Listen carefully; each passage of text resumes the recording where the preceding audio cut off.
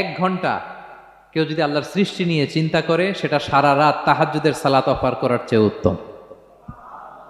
আমরা অনেকে মনে করি শুধু তাসবিহ পড়াই ইবাদত, জিকির করাই ইবাদত, শুধু কোরআন তেলাওয়াতই মনে হয় ইবাদত, শুধু কিয়ামুল লাইল করা ইবাদত। কিন্তু বিশ্বনবীর সাহাবী, যিনি ইসলাম আমাদের চেয়ে ঢের বেশি বুঝেছেন, তিনি বলেন আল্লাহর এই সৃষ্টি শৈলী, এই সৃষ্টি নৈপুণ্য নিয়ে 1 ঘন্টা চিন্তা করা, ক্রিটিক্যাল থিঙ্কিং করা, সারা রাত নফল তাহাজ্জুদের চেয়েও সেরা।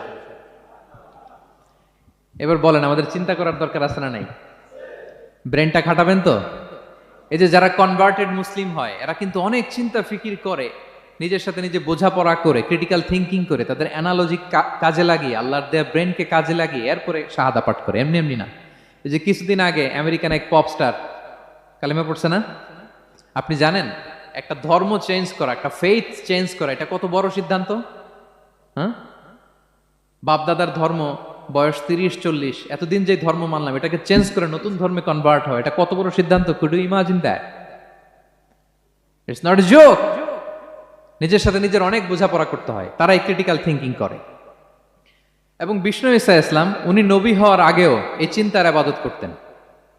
তিনি হেরা গুহায় চলে যেতেন, কাবা থেকে 6 কিলোমিটার উত্তরে, 634 মিটার উঁচু, যা বলে নূরের উপরে একটা কেইভ আছে, গুহা, এটার নাম হচ্ছে গারে হেরা।